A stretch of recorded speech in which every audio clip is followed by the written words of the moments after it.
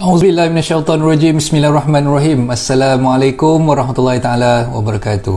Untuk bersama-sama dengan tuan-tuan dan puan membincangkan topik-topik yang telah pun saya tulis dalam buku saya, dan tuan-tuan dan puan, saya percaya ramai di kalangan tuan-tuan dan puan yang dah pun memiliki buku tersebut, dan insya-Allah sesi bedah buku ni kita anjurkan dan kita jalankan untuk menerangkan dengan lebih detail apa yang telah saya tulis dalam buku tersebut. Dan insyaAllah segala apa-apa pertanyaan ataupun persoalan yang bermain di fikiran tuan-tuan dan puan boleh masukkan ruangan komen, dan kita boleh berbincang lebih lanjut lah apa yang mungkin tuan-tuan dan puan ingin ajukan ataupun kemusykilan yang tuan-tuan dan puan ada untuk kita sama-sama bincangkan bersama dengan saya pada pagi ni. So bersedialah dengan buku masing-masing, dan insyaAllah kita akan teruskan dengan perkongsian bab 2. Semalam kita dah terhenti di bab 2 berkenaan dengan persediaan yang tuan-tuan puan buat sebelum membeli rumah, dan pagi ni insya-Allah kita teruskan lagi dengan bab 2. Topik yang saya nak kongsikan kepada anda adalah buat kajian dulu sebelum membeli rumah, ataupun lebih tepat lagi anda perlu melawat rumah yang anda nak beli itu sebelum anda bertindak membeli rumah tersebut. Okey. Kenapa saya fikirkan topik ni sangat-sangat mustahak untuk tuan-tuan puan fahami, kerana ada di kalangan bakal-bakal pembeli rumah, dia tak tengok pun rumah yang dia nak beli, dia main sign aja booking form, dia main bayar aja booking tanpa melihat dulu ataupun melawat dulu rumah yang dia nak beli tu. Ada tuan-tuan puan, surprisingly ada orang yang macam tu.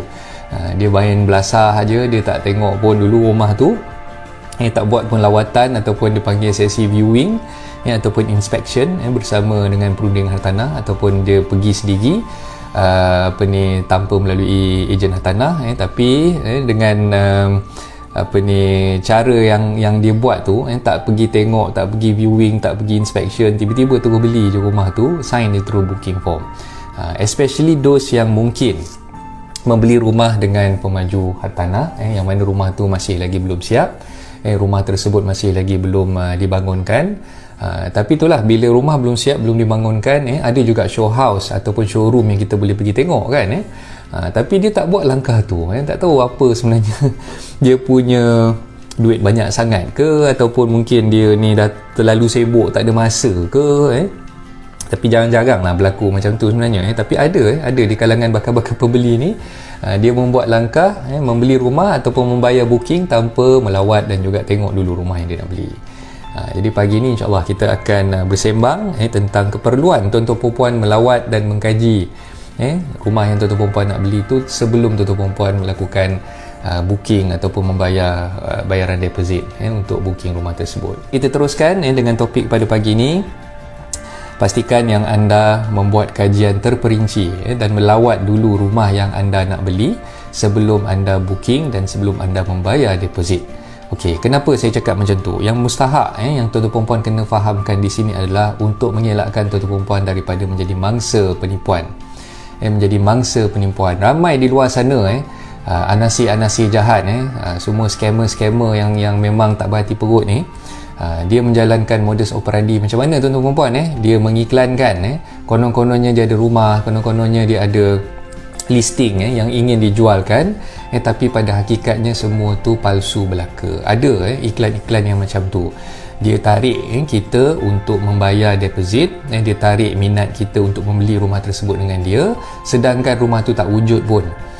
Itu mustahaknya tuan-tuan puan perlu selidik latar belakang penjual, latar belakang ejen yang menjual rumah tersebut, dan tuan-tuan puan perlu buat inspection ataupun viewing, melawat rumah tersebut terlebih dahulu. Okay, so untuk mengelakkan tuan-tuan puan daripada menjadi mangsa penipuan. Ramai sekarang scammer macam-macam teknik, macam-macam cara yang dia buat kan. Jadi itu antara salah satu cara, minta kita, ditarik kita untuk membuat booking dengan cara online, online transfer ataupun kita bank in kan duit tu dalam cash deposit machine, tapi hakikatnya rumah tu tak wujud pun. Itu yang pertama. Yang saya tulis dalam buku ni, lawatan lebih dari sekali.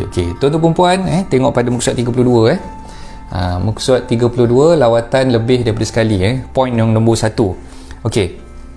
Semakin banyak lawatan yang tuan-tuan puan buat untuk melihat ataupun viewing rumah tersebut semakin baik dan lebih disyorkan. Okey, so mungkin tuan-tuan puan pergi pada hari biasanya kita buat viewing ni weekend kan, so kita tak bekerja, isteri kita pun tak bekerja, kita boleh bawa isteri kita bersama dan kita setkan appointment untuk viewing dengan ejen tersebut pada hari Minggu.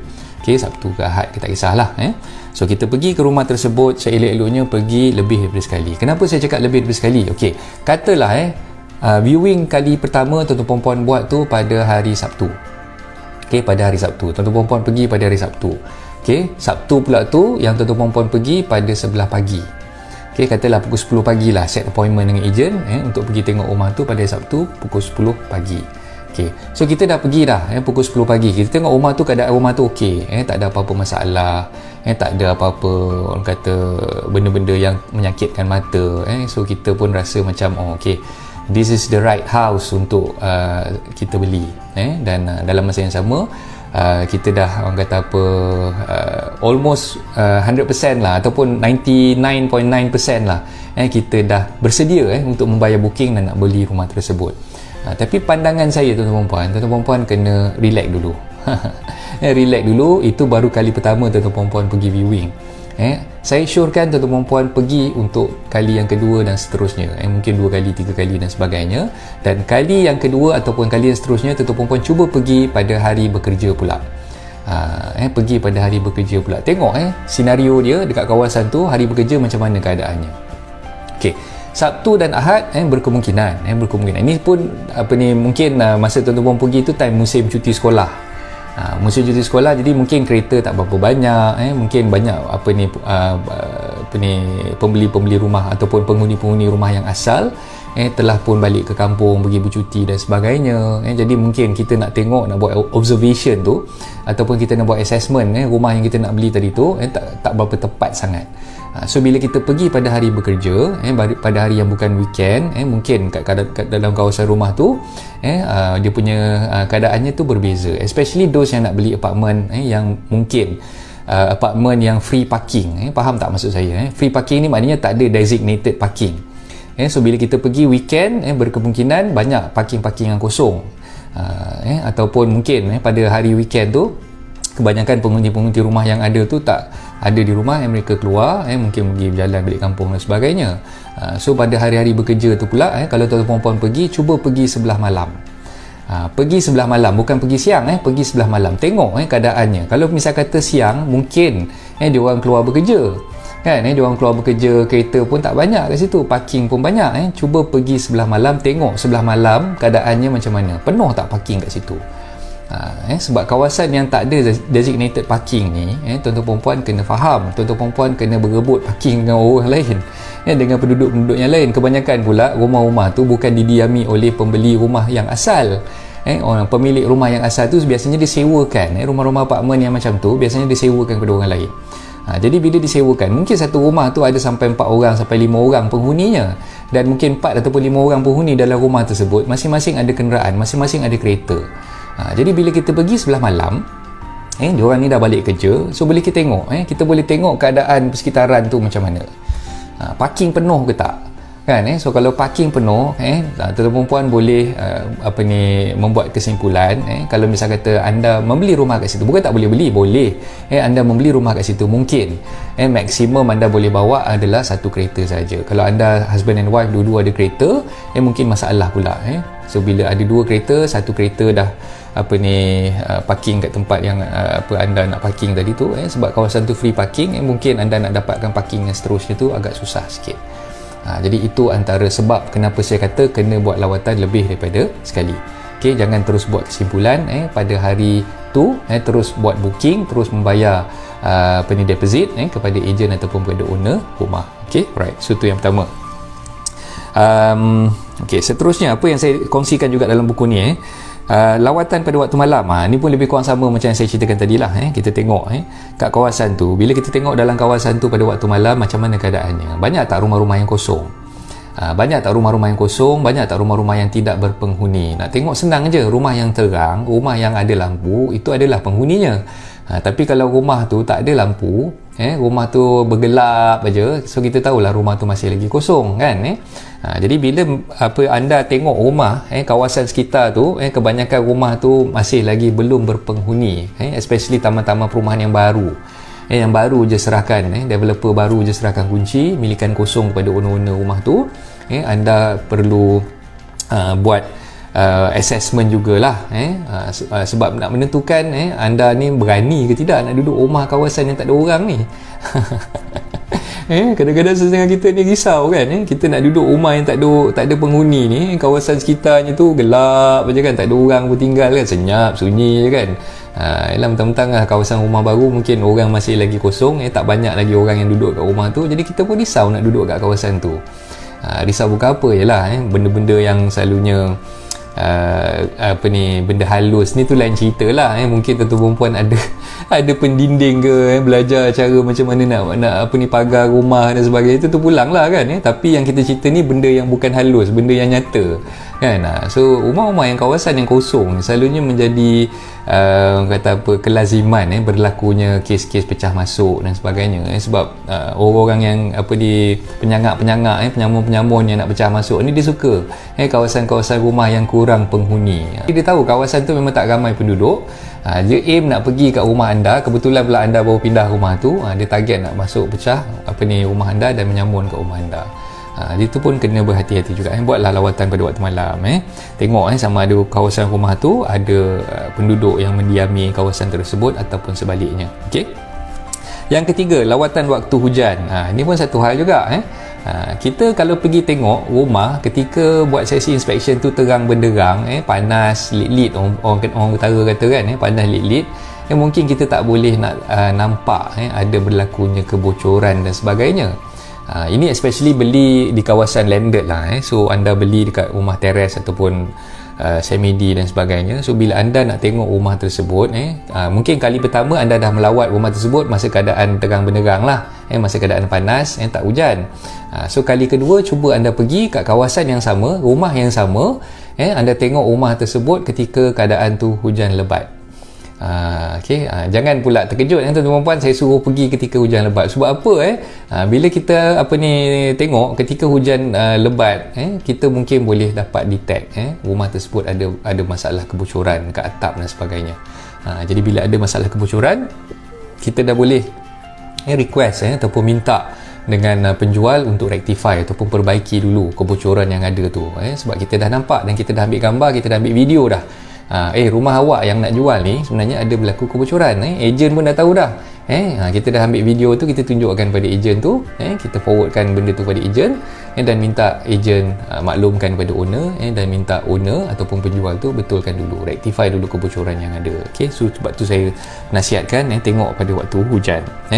Yang keempat, temu bual jiran tetangga. Ni pun kita kena jadi orang kata orang yang manis mulut. Jumpa dengan jiran-jiran tetangga sebelah menyebelah dan sebagainya. Kita lalu kat kawasan tu, kita nampak orang tengah minum kopi kat warung dan sebagainya. Kita duduk bersembang, ajak mereka bersembang dengan anda.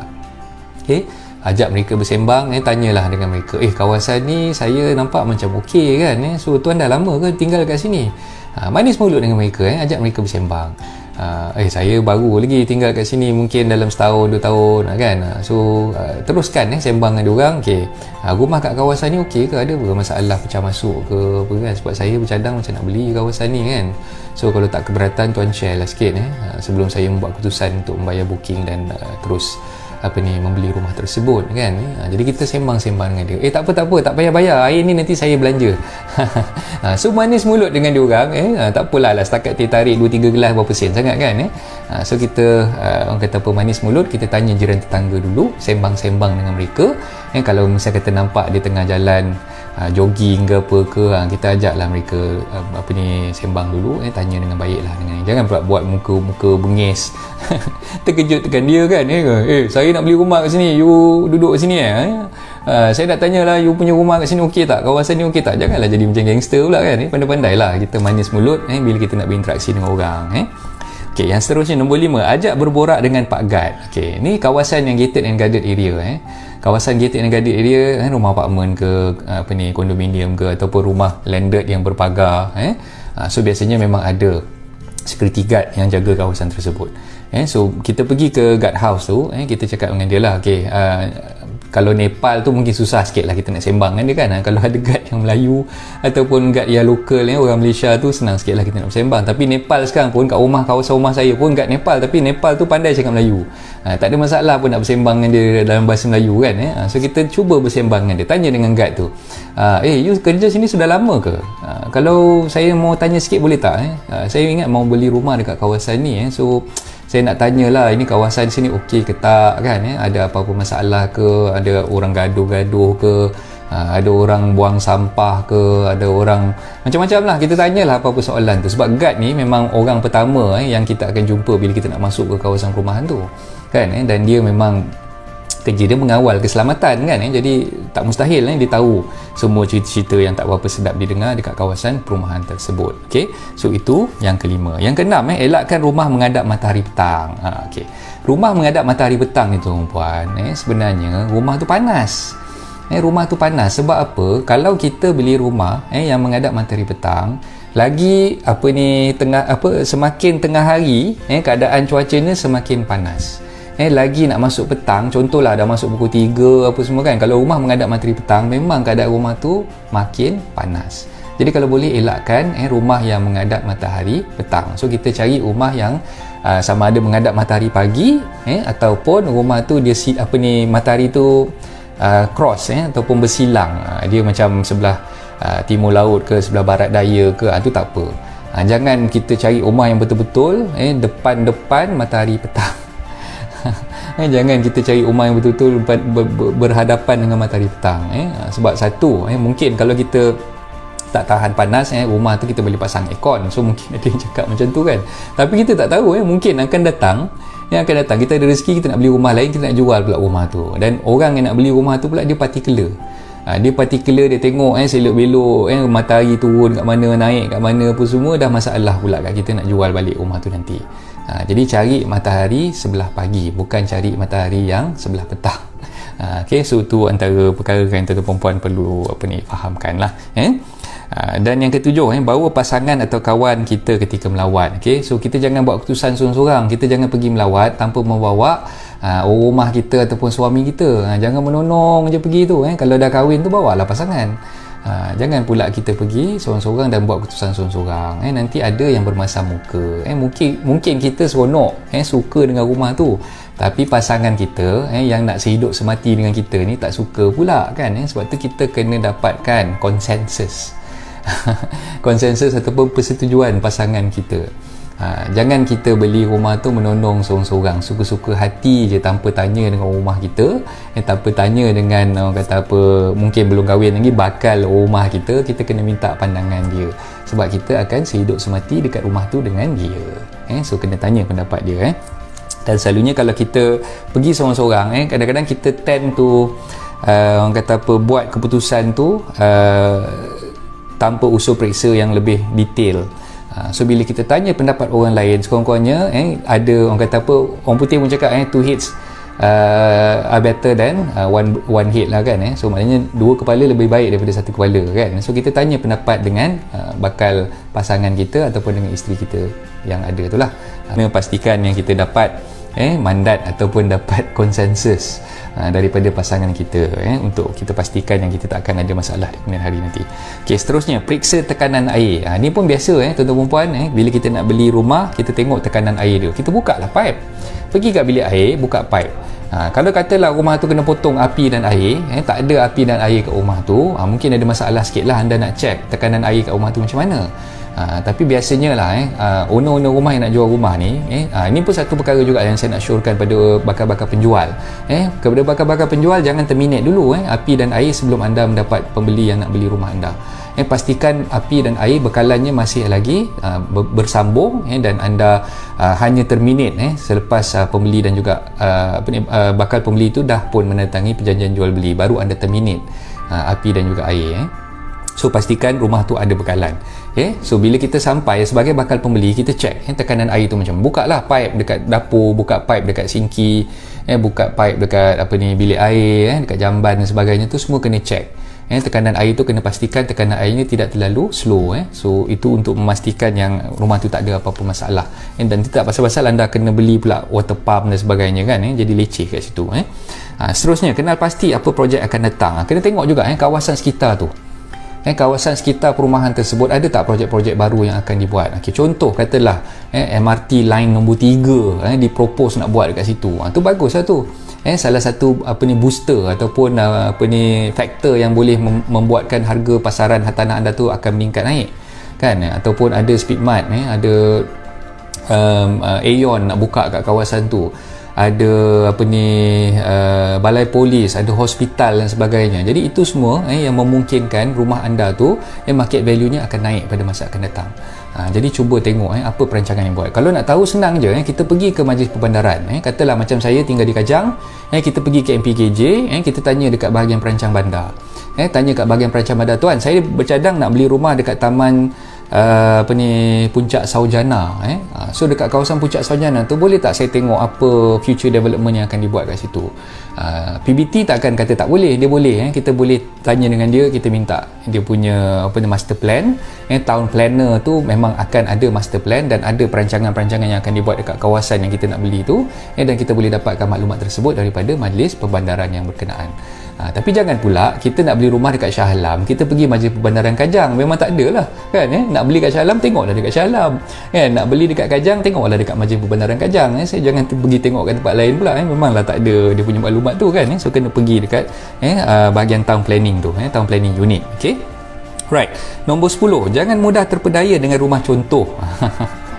Ini bagi anda yang nak beli rumah dengan pemaju perumahan. Biasanya kita pergi tengok rumah contoh sedia ada, show house, show unit yang sedia ada.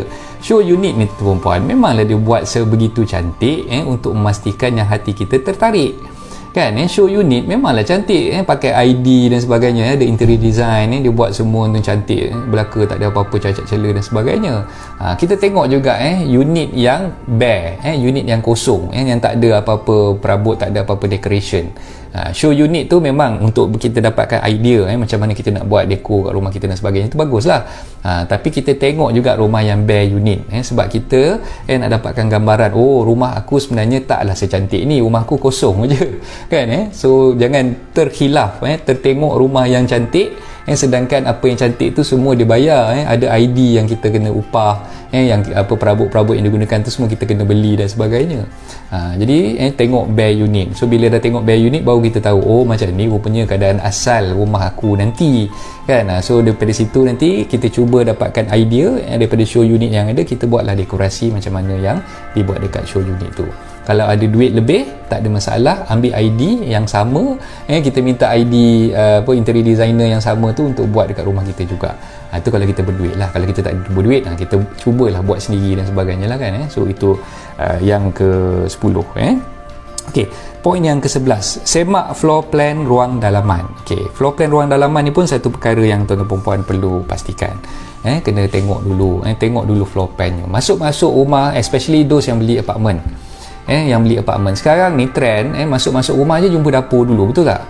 Kebanyakan apartmen macam tu, masuk-masuk jumpa dapur. Dah masuk dapur tu ada dining punya hall, depan sikit tu baru nampak kita punya family hall, lepas tu mungkin sebelah kanan atau sebelah kiri tu bilik-bilik punya ruang lah.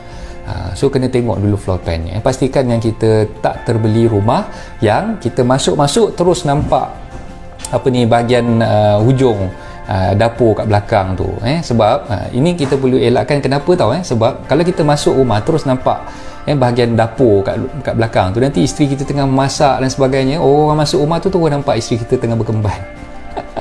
Tengah masak kan, tiba-tiba orang datang katalah grab food nak hantar, food panda ke nak hantar dan sebagainya kan. Isteri kita tengah sibuk-sibuk kat dapur tu, tengah berkemban pula tu, masuk-masuk pintu tu nampak dia kan. So itu yang kita nak elakkan. So kalau boleh carilah rumah yang floor plan nya tu lebih orang kata sesuai, dan pastikan kalau katalah kita dah tak ada option lain, terpaksa juga beli rumah tu, kita buatlah tembok ke ataupun penghadang supaya mengelakkan orang daripada depan boleh nampak apa yang ada dekat dapur dan sebagainya lah. So tu sebagai orang kata tuan-tuan perempuan perlu jaga privacy tuan-tuan perempuan. So tu yang saya ceritakan dalam topik point nombor 11 tu. Okay, so itu saja untuk pagi ni. Assalamualaikum warahmatullahi taala wabarakatuh. Bye.